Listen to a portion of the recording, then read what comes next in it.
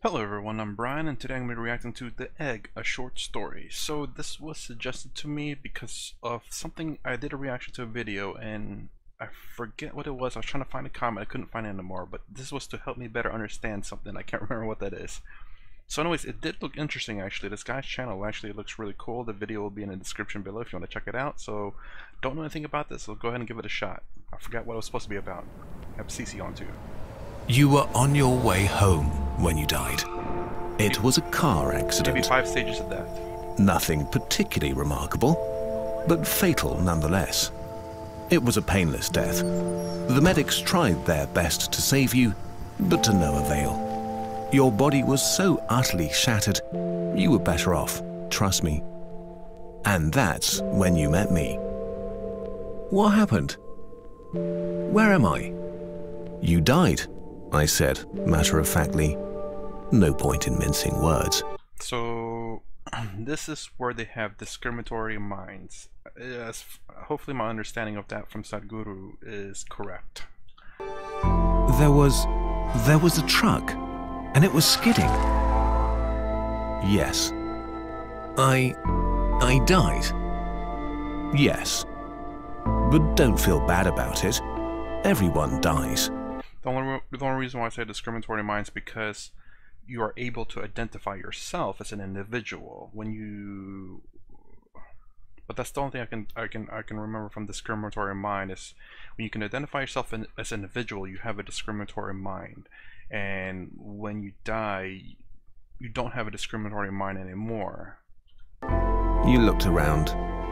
There was nothingness, just you and me. What is this place?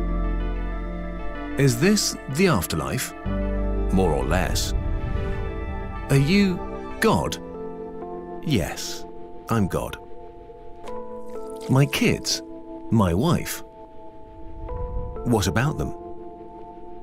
Will they be all right? That's what I like to see, I said. You just died and your main concern is for your family. That's good stuff right there. You looked at me with fascination. To you, I didn't look like God. I just looked like some man or possibly a woman.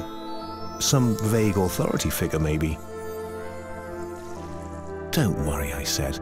They'll be fine. Your kids will remember you as perfect in every way.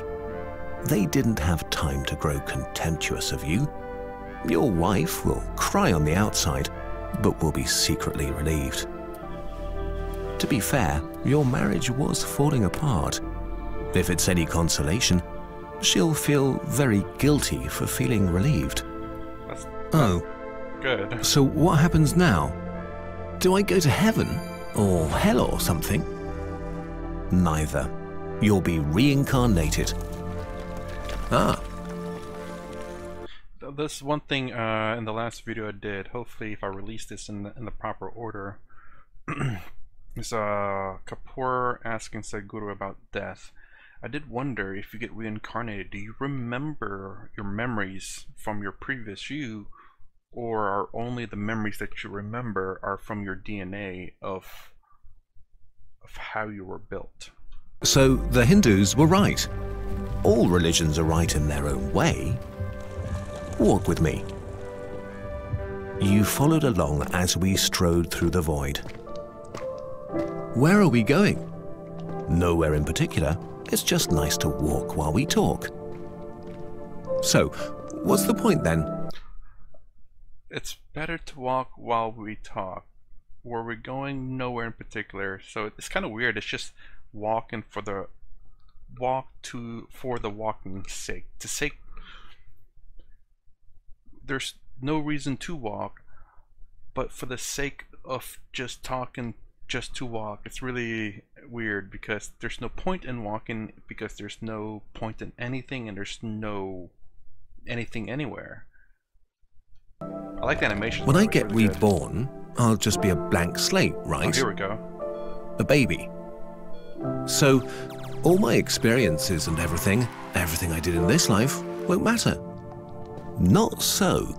You have within you all the knowledge and experiences of all your past lives. So I do believe in this part in a very specific sense that every time, the reason why I'm here is because of the success of my previous generation, from father and mother, all the way down till the beginning of human time. Well, past the beginning of human time, but since humans were humans, even before then, since the very beginning of the creation of whatever. I am here today because of the information that's been passed down in our genes. Everyone here today is because the information that's been passed down in the genes and the success of our previous generations of your family. You just don't remember them right now. I stopped walking and took you by the shoulders. Your soul is more magnificent, beautiful, and gigantic than you can possibly imagine. A human mind can only contain a tiny fraction of what you are. It's like sticking your finger in a glass of water to see if it's hot or cold. You put a tiny part of yourself into the vessel, and when you bring it back out, you've gained all the experiences it had. You've been in a human for the last 48 years, so you haven't stretched out yet and felt the rest of your immense consciousness. If we hung out here for long enough, you'd start remembering everything. But there's no point to doing that between each life. How many times have I been reincarnated then? Oh, lots. Lots and lots. And into lots of different lives. This time around, you'll be a Chinese peasant girl in 540 AD. Wait, what? Yeah. Yeah. I was gonna say, that's going back in time. He got in a car crash. There was no cars back in 540, unless it's Back to the Future. Sending me back in time? Well, I guess technically, time as you know it only exists in your universe. Things are different where I come from.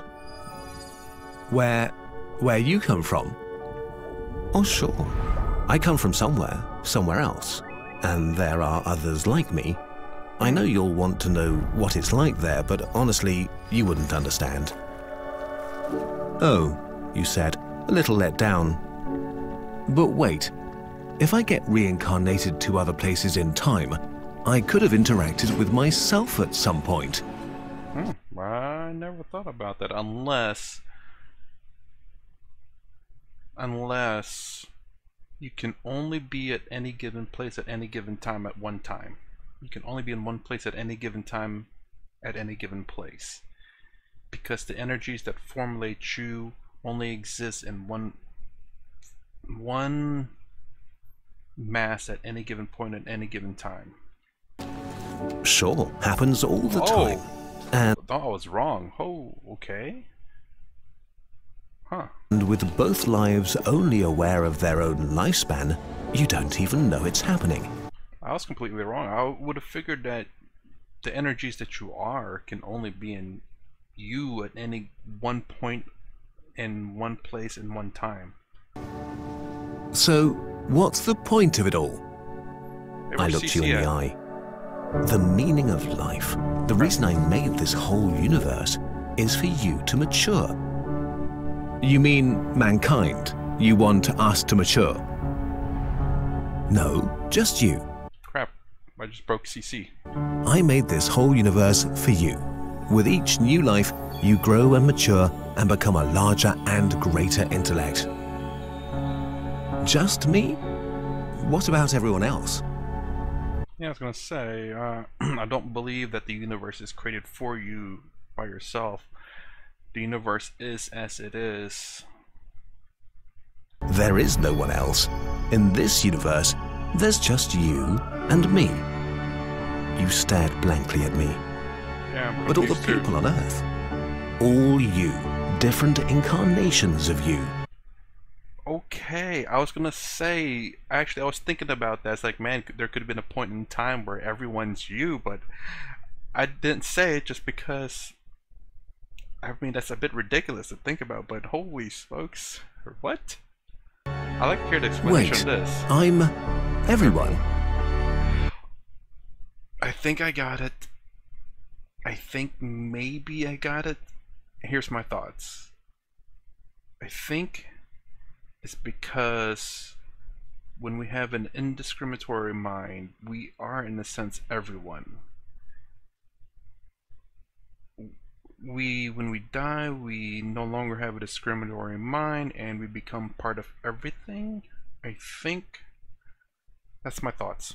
Now you're getting it. I'm every human being who ever lived. Although we either say I am the father, mother, and I am my own father and my own mother. That'd be kind of weird to say though. Or who will ever live. Yes. I'm Abraham Lincoln. And you're John Wilkes Booth too. I'm Hitler, you said, appalled. And you're the millions he killed. I'm Jesus. And you're everyone who followed him. You fell silent. Yeah, I'm waiting for the explanation. Every time you victimized someone, you were victimizing yourself. Every act of kindness you've done to yourself. Every happy and sad moment ever experienced by any human was or will be experienced by you. You thought for a long time. Why? Why do all this? Because someday you will become like me. Because that's what you are. You're one of my kind. You're my child. Wow, you said, incredulous. You mean I'm a god? In a sense, No, yes. not yet. You're a fetus. You're still growing. Once you've lived every human life throughout all time, you will have grown enough to be born. CC just So came back on. the whole universe, it's just an egg, I answered. Now it's time for you to move on to your next life. And I sent you on your way.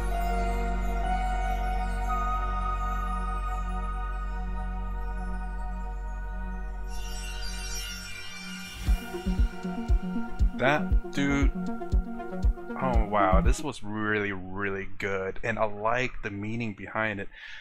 Something that I cannot, obviously, deeper meanings you can't just freaking get right away. You have to really think about it. And again, I thought about it. I thought as much as I could during the time frame while trying to pay attention. And I don't know. Let me know if my thoughts are right on this. And I think this, again, I do believe this was suggested because I watched the 5 stages of death and the understanding of what Sadhguru was saying about the unconscious and, I'm sorry, the undiscriminatory and the discriminatory mind. So basically, when you have a discriminatory mind, you see yourself as an individual, you see yourself separate as everyone else. I think it also was in David Engelman's video. And when you have an indiscriminatory mind, you have become part of the whole, where everyone and everything is, I do believe. Again, there's still, again, he didn't, you know, I can only gather so much information from videos, but as far as I can tell, indiscriminatory mind basically means you become part of the universe. And I think that's what they were explaining here, is that he says that he's a god, but I think he might be this universe that we all go to once we're dead, and then some parts of you gets reincarnated. But the really cool part about you are everyone. Every time you do an action, you do it to yourself, which is actually the deeper meaning that I get from that. It's the fact that we are all humans. We should see each other's.